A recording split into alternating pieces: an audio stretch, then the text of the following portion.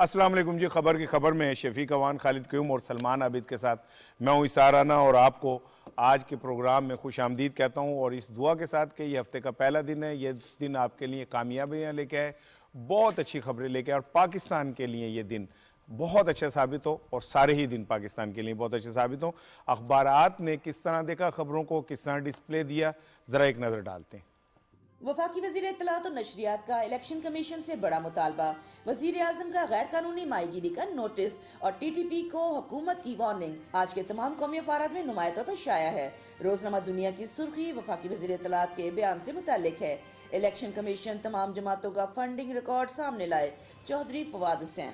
इसी खबर को रोजनामा एक्सप्रेस ने कुछ इस अंदाज से पेश किया। इलेक्शन कमीशन तमाम जमातों की फंडिंग ओपन करे, हुकूमत। पंजाब में बल्दियाती इलेक्शन EVM से कराने से मुतालिक अहम पेशरफ्त को रोजनामा पाकिस्तान ने अहमियत दी। पंजाब में बल्दियाती इंतखाबात EVM के जरिए कराना लाजमी करार, सियासी जमात या आज़ाद अफराद पैनल की शक्ल में ही इलेक्शन लड़ सकेंगे। रोजनामा नवाए वक्त ने वज़ीर आज़म के गवादर में गैर कानूनी माहीगीरी के नोटिस को सुर्खी के तौर पर लिया।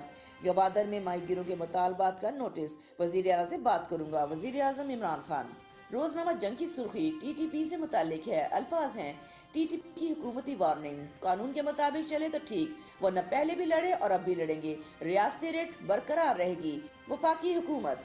जंग ग्रुप के इंग्लिश अखबार द न्यूज ने भी TTP से मुतालिक खबर को लीड स्टोरी के तौर पर लिया।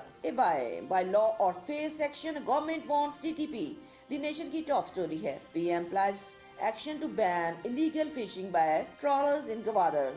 एक्सप्रेस ट्रिब्यून की मेन स्टोरी के अल्फाज हैं, marathon Gwadar protest prompt PM's action. Dawn अखबार की हेडलाइन स्टोरी है, PM assures Gwadar protesters of action against illegal fishing. Daily Times ने वफाकी वज़ीर इत्तलात और नशरियात चौधरी फवाद हुसैन के बयान को फ्रंट पेज पर कवरेज दी। Fawad lambasts Sindh TM for threatening to break Pakistan.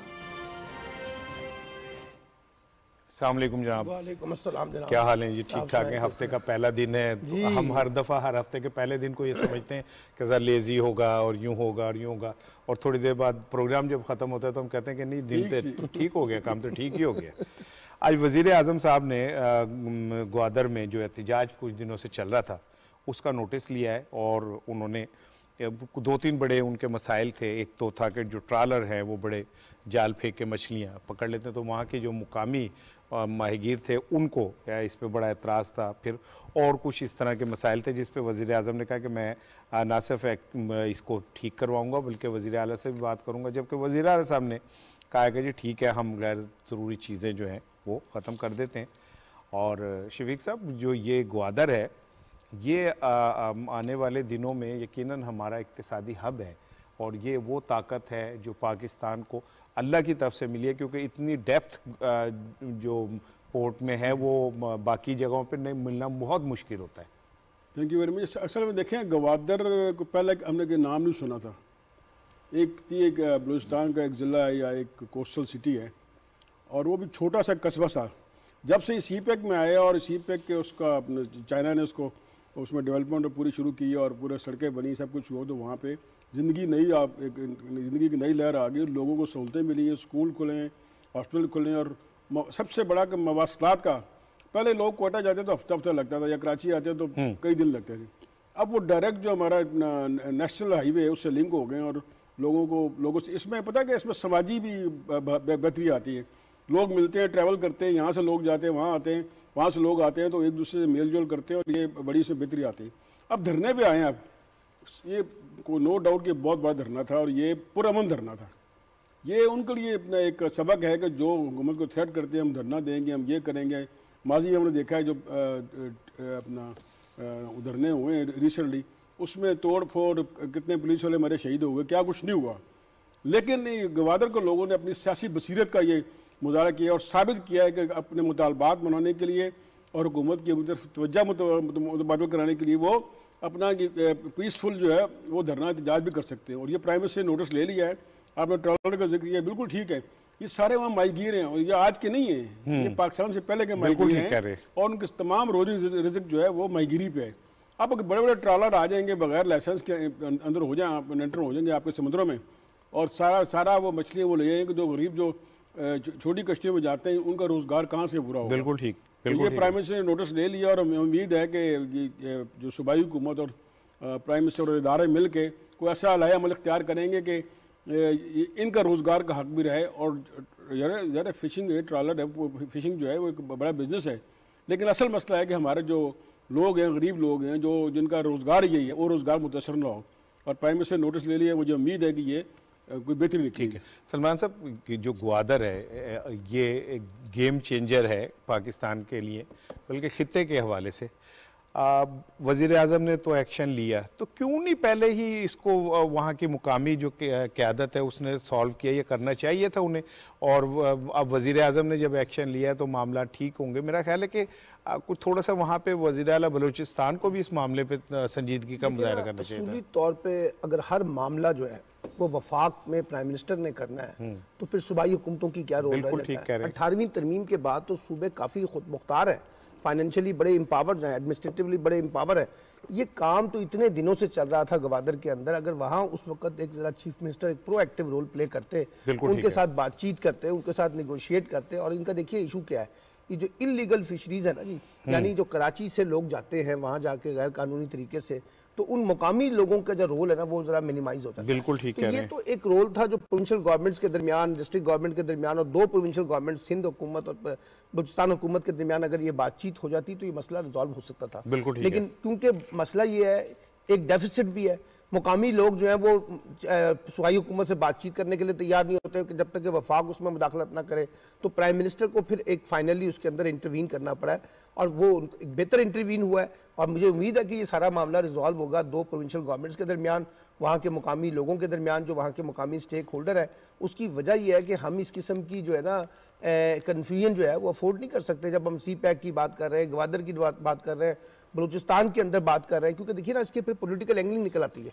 आम देखिए ये लोग तो अपने बुनियादी इश्यूज के ऊपर सामने आए थे ना, लेकिन कुछ लोग फिर इसको पॉलिटिकली कैश करवाने की कोशिश करते हैं। तो वो पॉलिटिकली जब वो कैश उस सूरत में होता है जब खुद हुकूमत की तरफ से ताखीर होगी। अगर हुकूमत उसमें डायरेक्ट इंटरवीन करे, अब जैसे प्राइम मिनिस्टर ने कहा है, तो बेहतर है कि इस वक्त फौरी तौर पर चीफ मिनिस्टर उसमें प्रोएक्टिव रोल प्ले करे ताकि मामला यहाँ पर रिजॉल्व हो और जो भी इत्तफाक राय पैदा होना है फरीकैन के दरमियान तय हो और उसके मुताबिक फिर आगे बढ़ा जाए। ठीक है खालिद साहब, वफाकी जो वजारत दाखिला सॉरी ने एक कमेटी भी इस हवाले से बना दी है और मौलवी हिदायतुर रहमान साहब जो हैं, जो लीड कर रहे थे, उन्होंने कहा कि हमें वज़ीर आज़म पे ट्रस्ट है और हमें उम्मीद है कि मामला हल हो जाएंगे। और उनका हमारा कोई ज़िद नहीं है, हम तो बस ये चाह रहे हैं कि ये जो मसाइल हैं ये हल हो जाएं।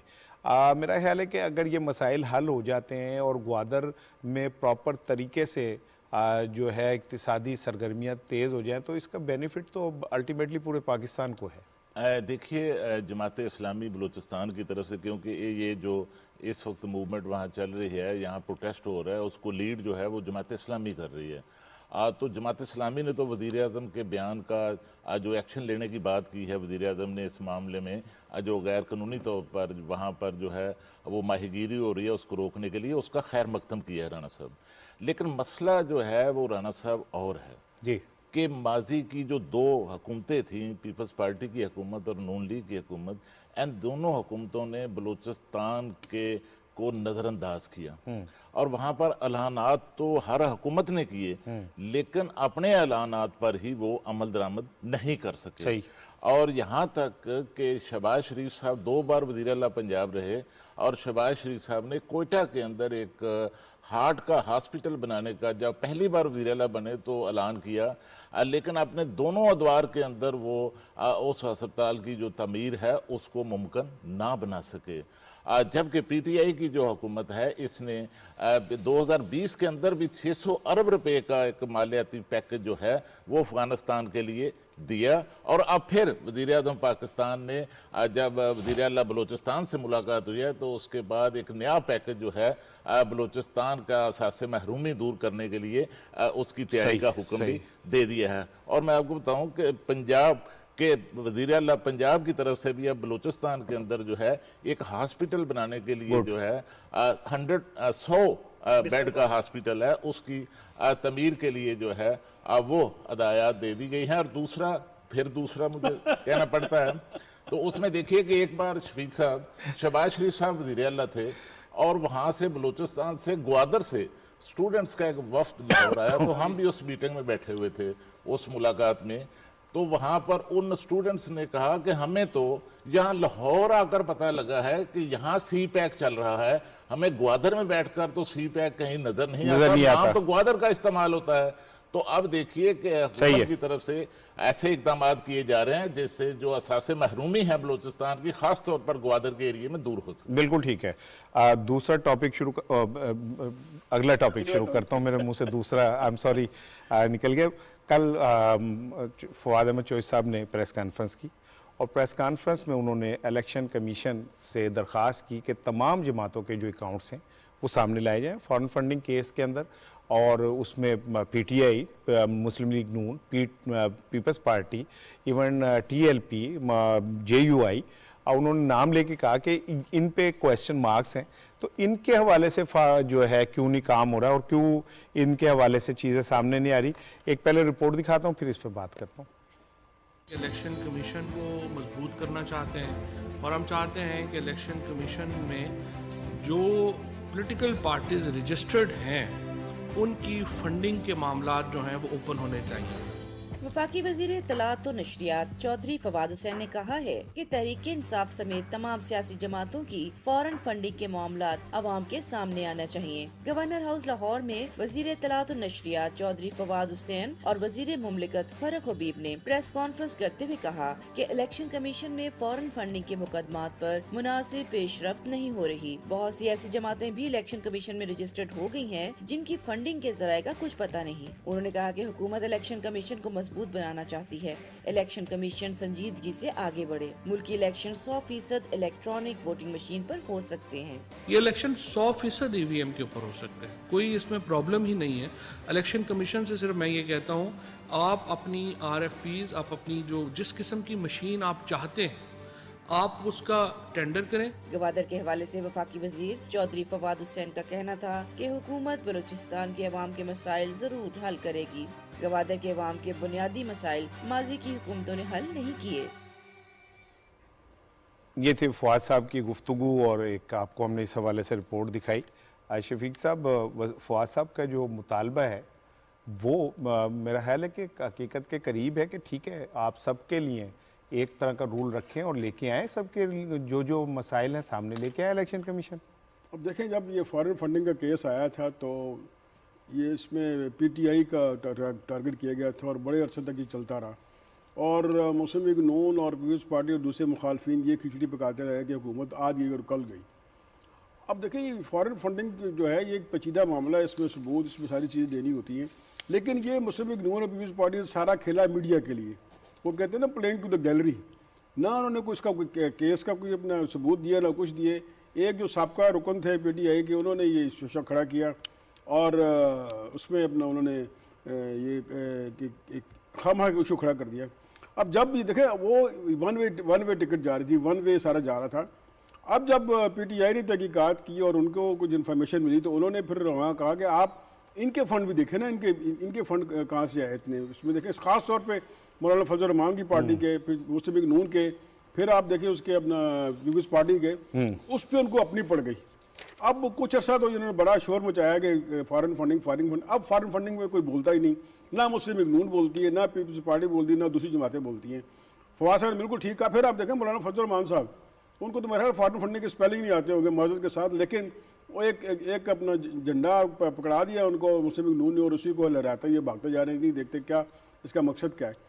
तो बिल्कुल उन्होंने ठीक कहा कि अगर आपने ठीक है आप फॉरेन फंडिंग की तहकीकात करें, लेकिन किसी जमात को टारगेट ना करें। बिल्कुल ठीक, तमाम जमातों को उसको लेके आए और उनको एक्सपोज करें कि किसका क्या है। और PTI ने तमाम अपने जो है उसकी सैकड़ों हज़ारों जो हैं वो सबूत भी दे दिए, चेक्स दे दिए और जो डोनेशन स्लिप्स वो दे दिए, बाकी भी दें। और इलेक्शन कमीशन जो चाहिए कि आप इसमें पीछे ना हटे, बिल्कुल ठीक है, एक्सपोज करें। बिल्कुल ठीक है। सर, एक सवाल तो ये उठता है ना कि मिसाल के तौर पे जब ये फॉरेन फंडिंग की बात आती है तो अपोजिशन जमातें जब टारगेट करती हैं PTI को, अब जब PTI जवाबी तौर पे जब ये पूछती है कि आप अपना हिसाब दें, तो ये कहते हैं ये क्या बात हुई, हमने आपसे हिसाब मांगा था, अब आप हमसे हिसाब मांग रहे हैं, तो ये अपना हिसाब देने के लिए क्यों तैयार नहीं होती? देखिए सलमान भाई, बात पता क्या है, पीपल्स पार्टी कुछ भी कहे, नून लीग कुछ भी कहे, लेकिन जब गेंद इलेक्शन कमीशन के कोर्ट में है तो उसको फैसला करना है, ठीक है ना।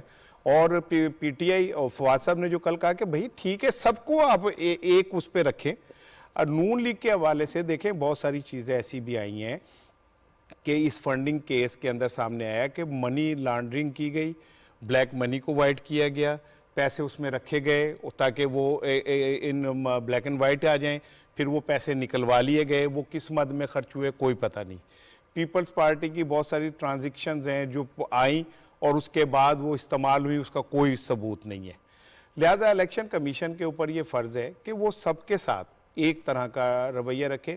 आज स्पीकर कौमी असम्बली जो हैं उन्हें जो रीजनल वो है इलेक्शन कमिश्नर, उसने तलब किया है कि जी आपकी एक ऑडियो सामने आई है और उसको आए। ठीक है, बिल्कुल कानून की हुक्मरानी होनी चाहिए और बिल्कुल ठीक बात है कि कानून के आगे सब जवाबदेह हैं, लेकिन इस तरह का तासुर नहीं बनना चाहिए कि इलेक्शन कमीशन वज़ीर आज़म या स्पीकर कौमी असम्बली या इन लोगों के ऊपर नज़र रख के बैठा हुआ है और वो फौरी तौर पे रिएक्ट करता है। आपको जो सामने वाले हैं उसके इस बात को भी ध्यान में रखना चाहिए कि उसका एक सियासी पोर्टफोलियो भी है जिसको उसने इस्तेमाल करने ही करने हैं। अगर आपके पास फंड है तो आपने इस्तेमाल करने, फंड है तो आपने देने भी हैं, लेकिन इसमें अगर आप पॉइंट स्कोरिंग में चले जाएं और जाके कहें जी ऐसा है वैसा है, तो मैं समझता हूं कि ये जो मनी लॉन्ड्रिंग हुई इन केसेस में और ब्लैक मनी को वाइट कर किया गया, ये ज़्यादा हीनियस क्राइम है रेदर देन द फंड आए और वो कहीं इस्तेमाल हो गई। ये इतना मैं नहीं समझता जितना ये हीनियस है कि आप पैसे लेते हैं और लेके वो किसी और मद में इस्तेमाल कर लेते हैं। खालिद साहब, जो सूरत हाल अब आप सामने आ रही है उसमें तो फवाद साहब ने यहाँ तक कहा है कि जो टीएलपी है उसकी फंडिंग का कोई पता नहीं कहाँ से हो रही है, कौन कर रहा है, तो जिनका नहीं पता चल रहा है उनका तो जायजा लेना आप। देखिए कि इलेक्शन कमीशन ऑफ पाकिस्तान इस हवाले से सियासी जमातों की फंडिंग के जो मामलात हैं उनको सामने लाने के हवाले से अपना भरपूर असल जो किरदार था वो अदा नहीं कर सका।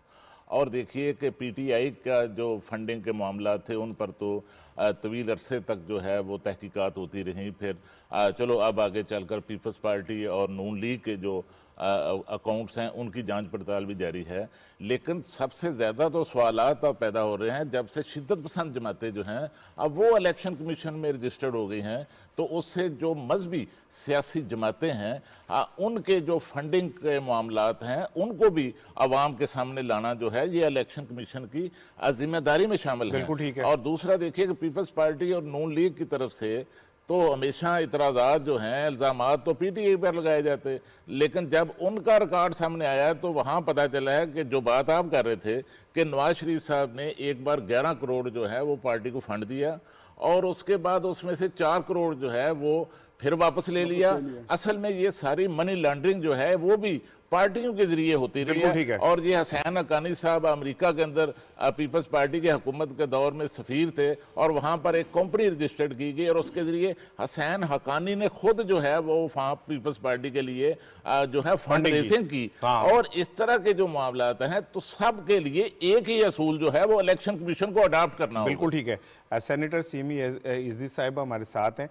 मैम ये बताइएगा कि चीफ इलेक्शन कमिश्नर जो हैं उनसे और चीफ और इलेक्शन कमीशन से फवाद चौधरी साहब ने जो मुतालबात किए हैं उन्हें अपनी गैर जानिबदारी तो साबित करनी चाहिए और सबको एक दफ़ा खंगालना चाहिए। देखिए हम सबकी राय मुतफिक राय से वो पॉइंट हुए थे, मगर कभी कभी अब ये लगता है कि कुछ थोड़े से बायस लगते हैं, मगर ये है कि फॉरेन फंडिंग केस जो है वो तो हमारा तो इसमें मौका बहुत साफ है, आप कर लें इंक्वायरी जितनी मर्जी है करनी है, और जो हो भी रही है इनको अभी तक तो कुछ नहीं मिला। और मैं ये चाहूंगी कि इसके साथ साथ आप दूसरे पार्टीज को भी तो देखें ना, उनकी भी तो फॉरेन फंडिंग हुई है, वो क्या है उनका, उनसे पूछे, अपनी डिटेल्स दें, अपनी बैंक डिटेल्स सारी दें, मनी ट्रेल दें, कहाँ से पैसा आया, कैसे हुआ, कहाँ खर्च हुआ, तो सब पता चल जाएगा। अच्छा, बल्दियाती इंतखाबात के हवाले से जो सिंध में खिचड़ी पक रही है और आपके सामने ही है सारा जो कुछ भी हो रहा है, तो आप नहीं समझती कि सिंध हुकूमत जो है वो बल्दियाती इंतखाबात उस रूह से नहीं कराने में संजीदा जो असल बल्दियाती इंतखाबात की पहचान है? देखिए, एक्शन हम बहुत संजीदगी से गौर कर रहे हैं विफाक, क्योंकि इनका जिन्होंने जो एक्ट बनाया है वो उसमें तो नाम के लिए मेयर एक आप अपॉइंट कर रहे हैं, पावर्स तो सारी अभी भी सीएम के पास हैं। तो आप हमें तो डेवोल्यूशन की तरफ जाना है ना, ये डेवोल्यूशन की तरफ तो ये लोग नहीं जा रहे हैं। आप हमारा इस्लामाबाद का एक्ट देख लें, आप जो लाहौर का है, पंजाब का है, वो देख लें, आप केपीके का देख लें, ये सारों में डेवोल्यूशन की तरफ जा रहे हैं, निचली सतह तक इख्तियार दिए जा रहे हैं। अब ये लोग ये चाह रहे हैं कि ये सब इख्तियार अपने पास रखे जाएं, तो इस तरह तो फिर नहीं चलता ना। इस तरह तो फिर हर कोई प्रोटेस्ट करेगा और हर कोई आगे आएगा। हम और हैं, एमक्यूएम है, बाकी सारी पार्टी हमारे साथ और मिल गई हैं, तो इस तरह तो नहीं चल सकती बात, इनको इसमें चेंज करना पड़ेगा। बहुत शुक्रिया सिमी अजीज साहिबा, हमसे बात कर रही थी। अच्छा सर, क्या कहते हैं, मैंने आपसे बलदियाती निज़ाम पे बात करनी है, तो इसलिए मैंने ये वाला सिलसिला आप तक नहीं आने दिया, और इस पे आपको मुझे शुक्रगुजार होना चाहिए कि ताकि मैंने आपका कीमती वक्त बचाया, जिस पे बात करनी है वो करनी है। लेकिन कल बिलावल साहब फिर गिरजा बरसे और उन्होंने 180 रहनुमा पीपल्स पार्टी में शामिल हुए। जिस स्पीड से हो रहे हैं तो मुझे तो लगता है कि कहीं पंजाब खाली ना हो जाए। बिल्कुल देखिए, पीपल्स पार्टी एक ख्वाहिशात का एक बहुत बड़ा, जिसे कहते हैं ना, मीनार बना रही है पंजाब में। हम सबको पता है कि पंजाब में कितनी स्पेस है PMLN और PTI के मुकाबले के बाद पीपल्स पार्टी के लिए, तो इसलिए खुशफहमियों का तो कोई, जिसे कहते हैं ना, कोई पाबंदी नहीं है। ख्वाब देखने में कोई पाबंदी नहीं। 133 में एक बड़ी पार्टी को मैदान से बाहर निकाल कर जो 33,000 वोट ले ली हैं, लगता यह है कि उन्होंने पूरा पाकिस्तान ही फतह कर लिया है। और जो शफीक अवान कहते हैं ना कि अगर वो ज़िमनी इंतखाब की बुनियाद के ऊपर अगर ये स्ट्रेटजी बना रहे हैं तो फिर पीपल्स पार्टी का अल्लाह ही हाफिज़ है। और ये 180 लोगों की ज़रा फहरिस्त उनसे क्या जारी कर दें, ज़रा हमें भी पता चल जाए ये 180 लोग कौन है और कितने बड़े पहलवान हैं सियासी तौर पर जो उनकी पार्टी में शामिल हुए हैं। सवाल ये है कि जिस वक्त इलेक्शन होंगे, मैं आपको फिर बता रहा हूँ कि पीपल्स पार्टी के बेशतर लोगों की पंजाब के अंदर से ज़मानतें ज़ब्त होंगी, क्योंकि मेरी अपनी असेसमेंट, सर मेरी अपनी असेसमेंट है कि PMLN, PTI और तरीके लब्बैक के बाद जाके इनकी बारी आती है, उससे पहले इनकी बारी नहीं आती। खालिद साहब, वो जी तुसी मिठाई लानी सी वो जरा रोक लो अभी रोक लें जरा, क्योंकि मुझे लगता है कि ये जो बात कर रहे हैं मिठाई की बजाय आपको वो 180 जो लोग हैं उनके बारे में बता दें। ये बात हुई ना जी सलमान साहब, बात हुई ना, आपने कहा जी नाम बताए। खालिद साहब जरा एक तो ये जो लोग कल बिलावल भुट्टो साहब के साथ मुलाकात में शामिल हुए हैं, ये नए शामिल नहीं हुए, ये दोबारा हुए। ये एक तो ये है कि जो ज़िमनी इलेक्शन था उस दौरान जो लोग हैं वहाँ उस हल्के से तल्लक रखने वाले वो मकामी लोग हैं, वो पहले ही शामिल हो चुके हैं। और दूसरा, मैं तो इन 180 लोगों में से सिर्फ एक बंदे को जानता हूँ, उसका नाम है फरूक गुरकी, और वो भी पीपल्स पार्टी का साबिक MP और साबिक वजीर थे, और कुछ अरसे से वो नून लीग में चले गए थे और अब दोबारा जो है वो वापस आ गए हैं। लेकिन देखिए, दो बड़ी जमातें हैं PTI और नून लीग, ये किसी सूरत जो है पीपल्स पार्टी को पंजाब के अंदर कोई स्पेस देने के लिए तैयार नहीं है।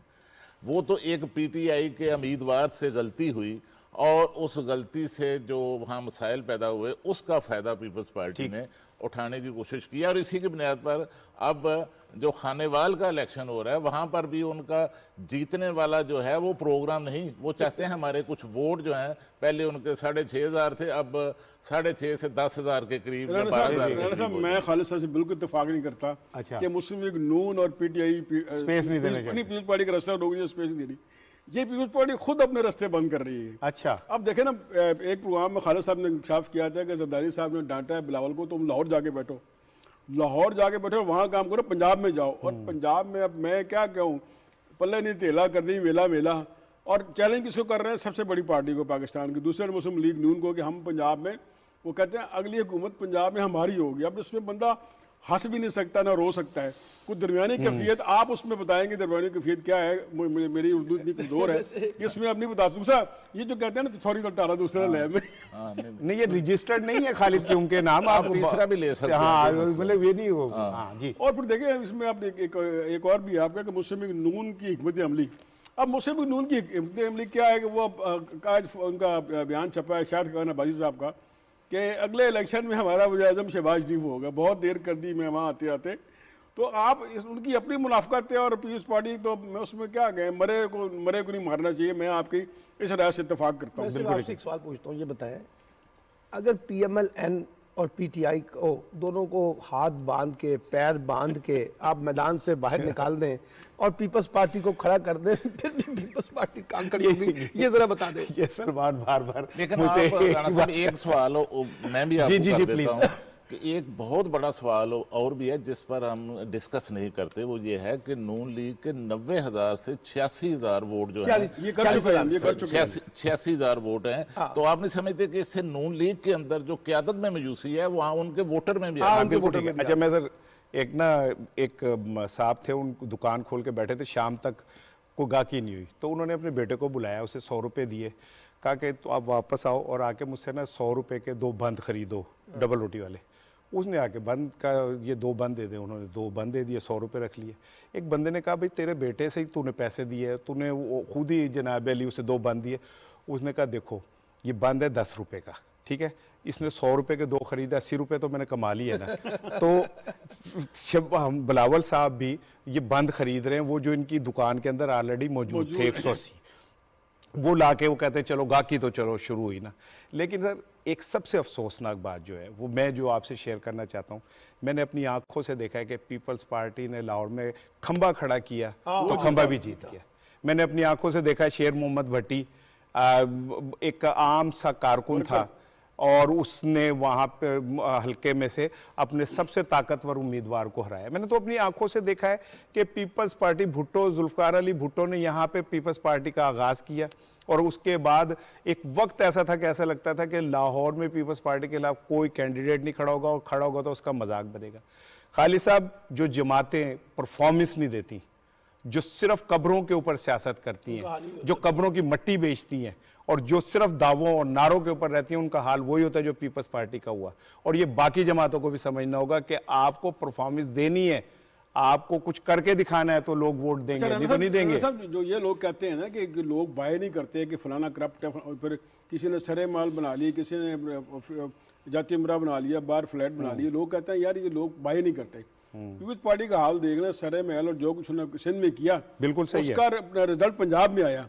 और इस आप सारा क्रेडिट दें आसिफ जरदारी साहब को जिन्होंने पीपल्स पार्टी खुद दफन किया। बिल्कुल ऐसे ही, बिल्कुल ऐसे ही। जब आपने परफॉर्मेंस की बात की, परफॉर्मेंस वहाँ से 15 साल वहाँ सिंध में काम कर रहे हैं, क्या परफॉर्मेंस है? बिल्कुल ठीक है। बाकी छोड़े लड़काना नोडेरो वो वहाँ देख लें, वहाँ की सड़कें देख लें। और ये देखें, ये फिर मैं ये कहूँगा क्रेडिट आप दें जरदारी साहब को। अपना हमारे सलमान साहब अक्सर कहते हैं कि बड़ी मुश्किल से उन्हें मुर्दा दफनाया है और मुर्दे उठा नहीं करते। ये शफीक साहब एक कामयाबी पीपल्स पार्टी ने जरूर हासिल की है लाहौर के अंदर कि 133 हल्का के ज़िमनी इलेक्शन में के अंदर पहली बार जो है वो तमाम पोलिंग स्टेशनों पर वो अपने पोलिंग एजेंट जो है वो बिठाने में कामयाब हुए, क्योंकि सबको 2-2 रुपया दिया गया था। ठीक है, ठीक है, वो तो सारी जमातों ने, सारी जमातें इस पे करते हैं। एक ब्रेक ले रहे हैं जी, ब्रेक के बाद आएंगे और बल्दियाती निज़ाम पे बात करेंगे। पंजाब का बल्दियाती निज़ाम क्या है, सिंध का बल्दियाती निज़ाम क्या है और सिंध क्यों अड़ी हुई है इस बल्दियाती निज़ाम पे, आखिर वो उस तरफ क्यों नहीं जा रहे जो असल बल्दियाती निज़ाम है, इस पे बात करेंगे। एक ब्रेक ले रहे हैं, ब्रेक के बाद आते हैं।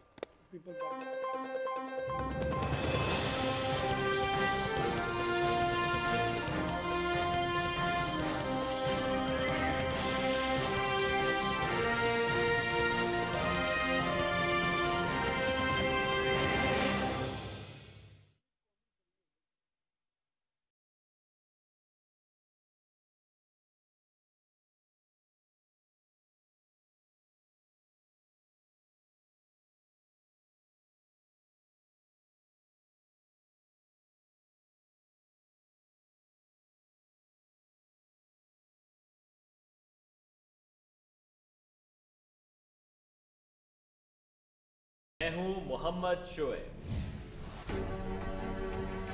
और मैं हूं ज़रिया राजपूत। हम बात करेंगे हर उस खबर पर और हर उस वाक़े पर जिसका ताल्लुक बराह रास्त हम सब से हमारी मजहबी और माशरती अक़दार से है, पाकिस्तान से है। इस दौरान जिंदा करेंगे गुजरे हुए ऐसे लम्हात को जो आज भी हमारी हंसी यादों का हिस्सा है, और रखेंगे नजर मुस्तकबिल पर कि हर आने वाला नया दिन पूरी कौम को क्या पैगाम दे रहा है।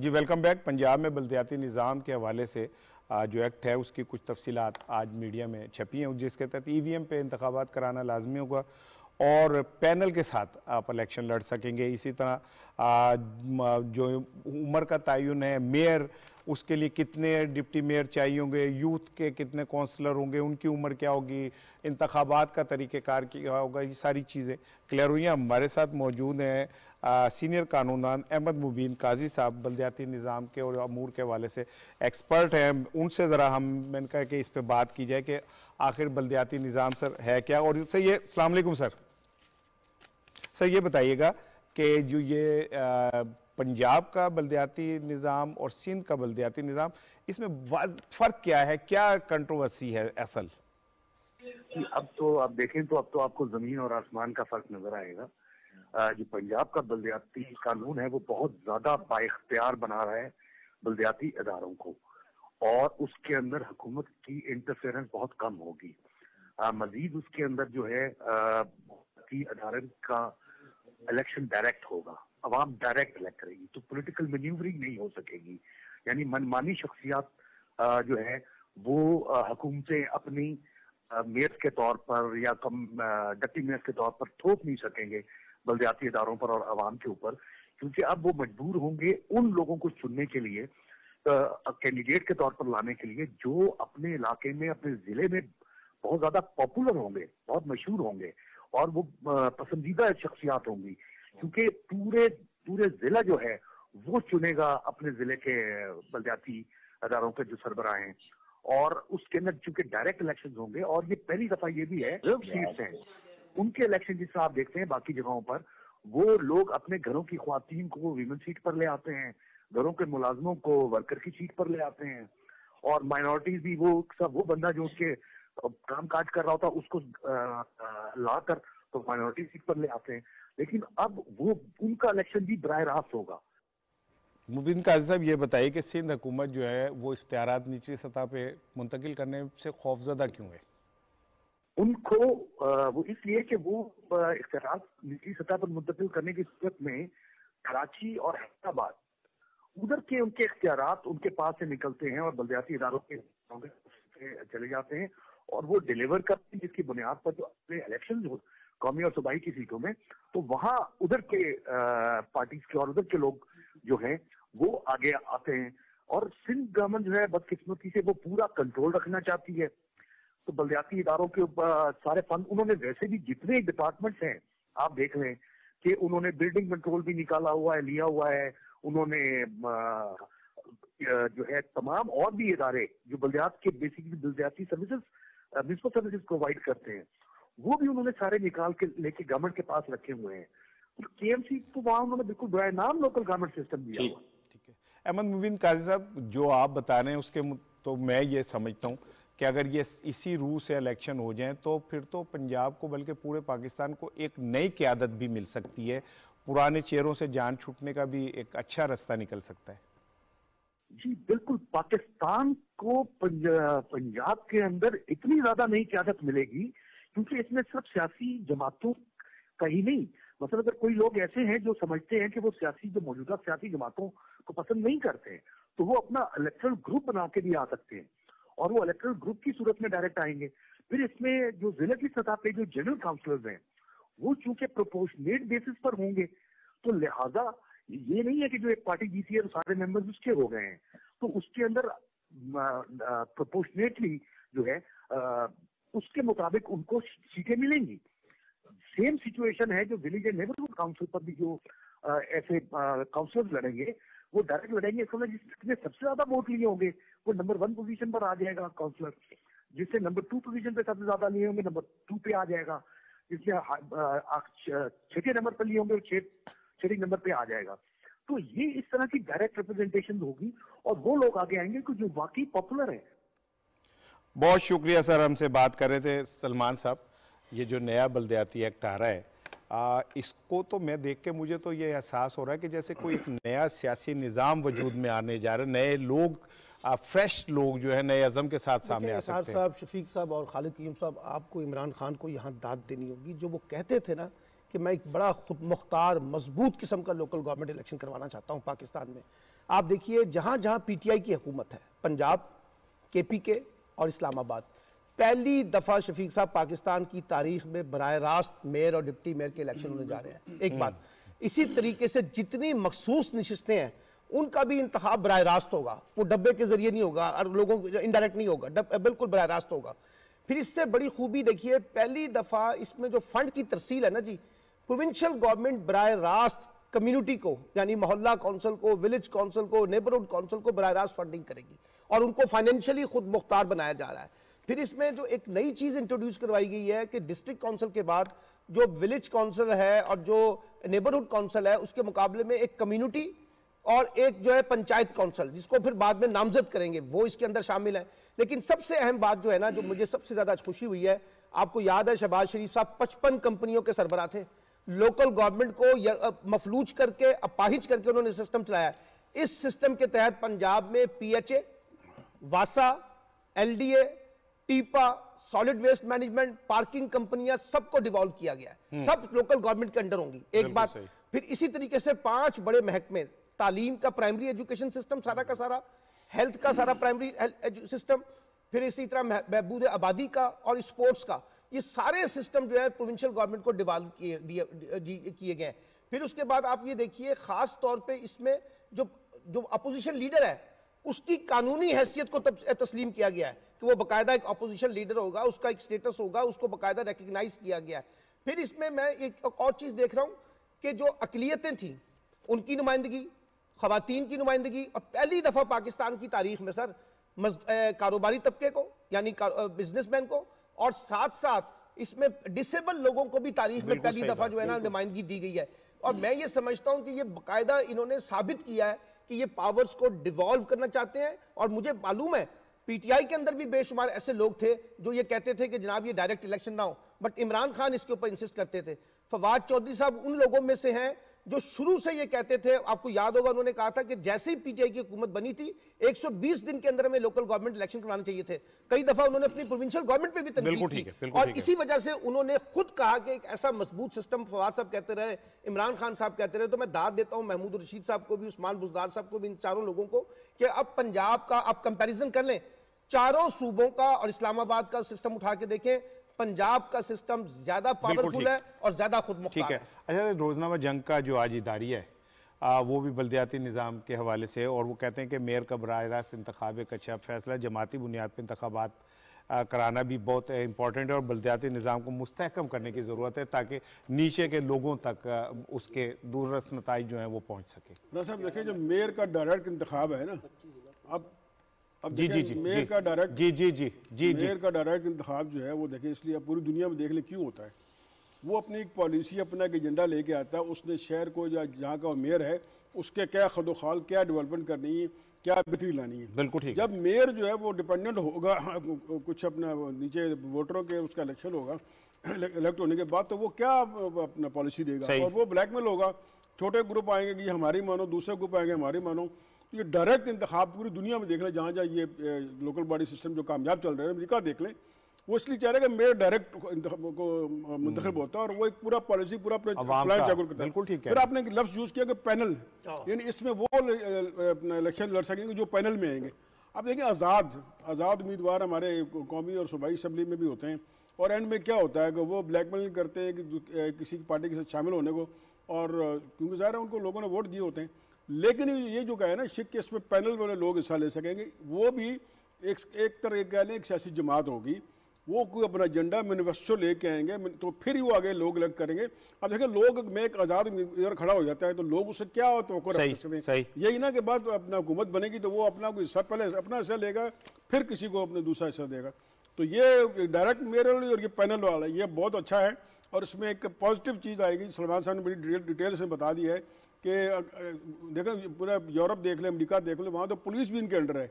गो कि अभी तक हम उस लेवल पे नहीं पहुंचे, लेकिन अगला स्टेप जो होगा, जो वो इसी तरफ होगा। अगर मजीद इदारे लोकल गवर्नमेंट के नीचे आएंगे तो फिर ये डिवॉल्व होगा, फिर ही लोगों को असल जमहूरियत का पता चलेगा। ठीक है खालिद साहब, असल जमहूरियत का पता चलेगा जब ये सिस्टम जो है एक दफ़ा पूरी तरह अमल में आ गया। देखिए राणा साहब को, जो हमारा आइन का आर्टिकल 140A है उसके तहत सूबाई हुकूमतें जो हैं वो पाबंद हैं कि बल्दियाती इदारों को फाइनेंशियल अटानमी दें, एडमिनिस्ट्रेटिव अटानमी दें और पॉलिटिकल अटानमी दें। और ये जो नया वज़ीर आज़म इमरान खान साहब की हदायत पर जो नया बल्दियाती निज़ाम सूबे में दिया गया है, इससे जो है ये इस तरह की तमाम तीनों किस्म की जो खुद मुख्तारी है वो इन अदारों को दी गई, जिसकी तफसीलात सलमान ने बयान कर दी और कुछ रह गई हैं वो मैं बयान कर देता हूँ। उनमें ये है कि ये नए निज़ाम के तहत सूबे के अंदर 11 मेट्रोपॉलिटन कॉरपोरेशन जो हैं अब वो होंगी, जिनमें एक लाहौर की जो है मेट्रोपॉलिटन कॉरपोरेशन उसका लॉर्ड मेयर होगा और उसके साथ जो है 25 जिला काउंसिलें होंगी। तमाम मेट्रोपॉलिटन के लॉर्ड मेयर होंगे? नहीं, एक सिर्फ लाहौर का लॉर्ड मेयर होगा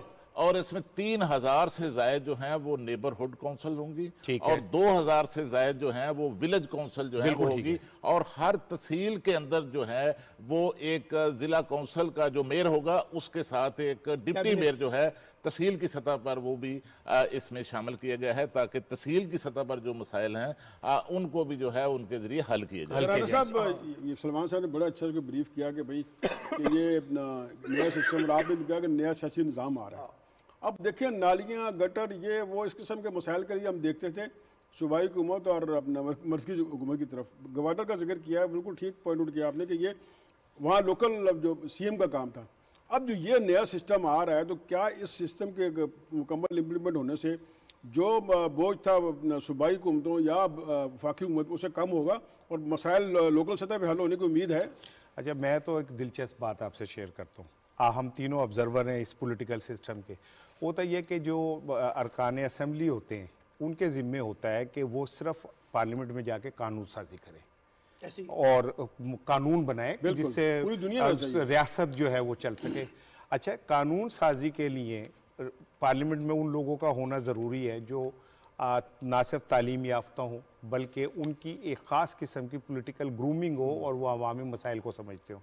जब अरकान असेंबली पड़ जाते हैं तरक्याती कामों में और वो पैसा नज़र आता है, उन्हें सियासी रिश्वत के तौर पे तरक्याती बजट दिए जाते हैं, तो पॉलिटिकल सिस्टम तो ख़त्म हो जाता है और उसकी जगह पे एक MPA या एक MNA जब इलेक्शन लड़ता तो वो करोड़ों रुपए खर्च देता है, क्योंकि उसे पता होता है कि आगे से करोड़ों रुपए के तरक्याती फंड आने और उसमें मेरा हिस्सा शेयर मौजूद रहेगा। पाकिस्तानी निज़ाम ही ऐसा है।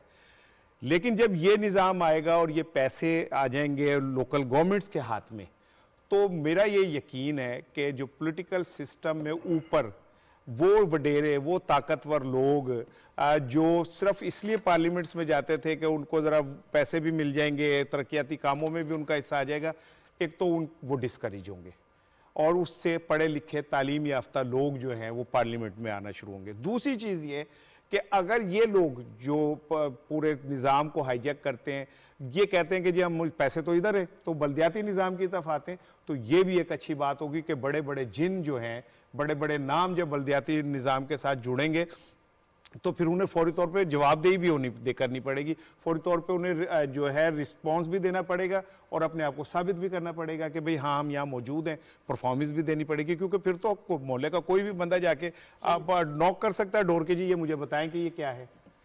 तो मैं समझता हूँ कि ये एक अच्छा फैसला है। राणा साहब, जो आप अरकान असेंबली की बात कर रहे हैं, अरकान असेंबली पंजाब के हों या कौमी असेंबली के हों या सेनेटर हों, वो तो इस निज़ाम के खिलाफ है, इसीलिए खिलाफ है ना, तो हर सतह पर इस निज़ाम की सिस्टम की मुखालफत खालिद साहब, वो इसीलिए खिलाफ है ना कि उन्हें ये नजर आता है कि ये निज़ाम उनकी सियासी मौत है। और ये तखीर जो हुई है इसको निज़ाम को नाफिज करने में पंजाब में, इसमें हमारे वज़रा, अरकान असेंबली के सारे लोग शामिल थे, हमारे प्राइम मिनिस्टर और हमारे जो वजीर इत्तलात हैं चौधरी फवाद हुसैन, अब वो जो है इसके सबसे बड़ा सपोर्ट। बिल्कुल, वो क्रेडिट भी वजीर आज़म इमरान खान और फवाद चौधरी साहब को जाता है कि उन्होंने वो प्रेशर झेला और झेलने के बाद उन्होंने कहा कि ये निज़ाम आएगा और मैं ये समझता हूँ एक वक्त साबित करेगा कि ये पाकिस्तानी कौम पे कितना बड़ा एहसान है अगर इस पे पूरी तरह इंप्लीमेंट हो गया।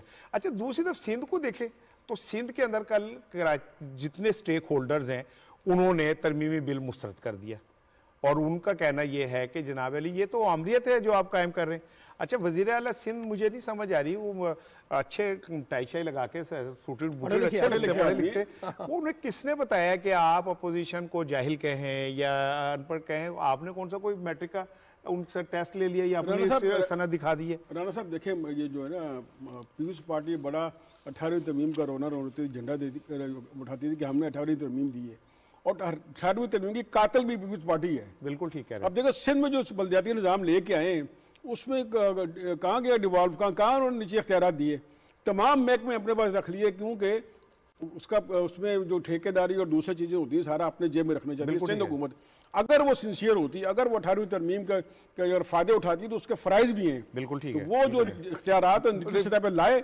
और जो इदारे उसने अपने पास रखे हैं, पंजाब और सिंध, पंजाब और केपी इस्लामाबाद क्यों नहीं रख रहे? ठीक है। क्योंकि वो चाहते हैं कि हकीकी जो है इक़्तिदार जो है नीचे मुंतकिल हो और वो जो हमारे असली नुमाइंदे नीचे नुमाइंदे हैं वो उनको हल करें। बिल्कुल ठीक है। हलीमा दूसरी बात सर इसमें कर दूं, मैं चैलेंज करता हूं पाकिस्तान के जितने भी जमहूरियत पसंद लोग हैं ना, वो जरा 18वीं तरमीम के बाद केपी के, पंजाब, इस्लामाबाद और सिंध का लोकल गवर्नमेंट उठा के देख ले और देख लें कि बिलावल साहब जो सबसे बड़े चैंपियन बने फिरते हैं जमहूरियत के और 18वीं तरमीम के, उन्होंने अपने सूबे के अंदर जो लोकल गवर्नमेंट का सिस्टम जो लेके आए वो क्या है और किस तरीके से उन्होंने जमहूरियत का और बुनियादी जो इदारे हैं उनका कत्ल। हलीम आदिल शेख साहब हमारे साथ मौजूद हैं, कायदे हज़्ब इख्तिलाफ है सिंध असेंबली में। अलीम साहब अस्सलाम वालेकुम, ये क्या क्यों नहीं सुन रही सिंध हुकूमत, आखिर क्या प्रॉब्लम कहाँ है, कहाँ पे मसला खड़ा है? ये सिंध के अवाम को अपना गुलाम बनाने का एक आमिराना, जाबिराना, सरदाराना और जरदाराना निज़ाम सिंध में लेकर आ रहे हैं, जिससे चाहते हैं कि सिंध हुकूमत अपने कंट्रोल में तमाम बल्दियाती उनको रखिए, उसको सिस्टम पे रख सके। इनकी ये खाम ख्याली है कि हमेशा उन्होंने सिंध की हुक्मरानी करनी है, लेकिन हम बात करते हैं कि ये आइन 140A की खिलाफ वर्जी है और ये हम आइन के खिलाफ नहीं जाना चाहिए। जब इक़्तिदार को निचली सतह तक मुंतकिल नहीं करेंगे मामला खराब हो गया। अच्छा सर, वज़ीर आला ने कल असेंबली में कहा कि ये तो अक़लियत में आप लोग और ऐसे इतना शोर मचा रहे हैं सर, ये कानून साजी वो कहते हैं हमारा हक है। जी हम बिल्कुल अक़लियत में हैं, बेशक है, लेकिन अगर कानून साजी आइन और कानून के दायरे में हो कुछ कर सकते हैं वो, लेकिन ऐसा तो नहीं है कि कल ये मेजोरिटी मिल के फैसला कर दे कि ये अक़लियती जितने मेंबर आने इनको फांसी पर रखा दो सिंध असेंबली में, और वो कहेगी जी चूंकि मेजोरिटी में इन्होंने फैसला कर दिया कि अक़लियत के सब लोगों को यही असेंबली के अंदर लटका दो फांसी पे, तो उन्होंने तो मेजोरिटी से फैसला कर दिया। ऐसा तो नहीं होता ना। वो कानून जिससे वो जो गैर आईनी हो और आइन की रूल्स आइन से मुतसादिम हो, आइन की एक मखसूस शिक से मुतसादिम हो, अकेली ये शिक नहीं है। आइन का आर्टिकल 7, आर्टिकल 8, आर्टिकल 13, आर्टिकल 32 और आर्टिकल 148 से भी मुतसादिम है। तो अगर कुछ गैर आइनी होने जा रहा है तो फिर उसके लिए अगर ये असेंबली में अक्सरियत में है, अवाम में तो अक्सरियत में नहीं है। तो स्टेक होल्डर कॉन्फ्रेंस में क्या तय हुआ सर, क्या आपने लाइन ऑफ एक्शन बनाया है? बस इसमें लाइन ऑफ एक्शन ये कि इसको हमने किसी भी सूरत में इस गैर आईनी काले कानून को हम नहीं मानते, इसको खत्म करवा कर रहेंगे। उसके लिए फिर हमें अदालतों में तो हम जा रहे हैं, हम आवाम के पास भी जाएंगे और आखिर में अगर हमें वज़ीर आला हाउस या बिलावल हाउस का घेराव करना पड़ा इसके खात्मे तक तो वो भी करेंगे, जिसमें स्टेक होल्डर या हमारी आम पार्टी तमाम अपोजिशन जो सिंध की अहम पार्टी हैं वो हमारे साथ हैं, सिवाय पीपल्स पार्टी के। और बहुत अल्हम्दुलिल्लाह आज बहुत बड़ी एक स्टेक होल्डर कॉन्फ्रेंस हुई है कराची में, जिसमें बिजनेस कम्युनिटी, चैम्बर, फेडरेशन, तमाम दीगर NGO और सिविल सोसाइटी, कराची की बिजनेस कम्युनिटी, सब लोग मौजूद। बहुत शुक्रिया हलीम आदिल से शेख साहब हमसे बात कर रहे थे, टाइम ख़त्म हो गया आज के प्रोग्राम का। और जाते जाते PSL की जो 7 की ड्राफ्टिंग हो गई है, तमाम फ्रेंचाइज ने अपने अपने गुलदस्ते में फूल सजा लिए हैं, कहीं पे गैर मुल्की एक खूबसूरत फूल है, कहीं पाकिस्तानी फूल है, और उससे एक गुलदस्ता जो है वो तैयार हो गया है। और हमें उम्मीद है कि इसकी खुशबू से ना सिर्फ पाकिस्तान महकेगा बल्कि पूरी दुनिया जो है वो महकेगी और ये खिलाड़ी जो है अपना आप मनवाएंगे। और जाते जाते अच्छी खबर ये कि रमीज़ राजा ने 34 करोड़ रुपए की 2 पिचेस जो है ड्रॉप इन पिचेस कहते हैं वो मंगवाई हैं, जिससे आप पर्थ की विकेट बना लें, जिससे एडिलेड की बना लें, मेलबॉर्न की बना लें। अब देखेंगे ऑस्ट्रेलिया जाके वो पीछे गेंद करेंगे तो हमारे लड़के कैसे पुल और हुक करेंगे। इन पिचों पे तैयारी इसी मकसद के लिए। अपना ख्याल रखिएगा, कल मुलाकात होगी। अस्सलाम वालेकुम।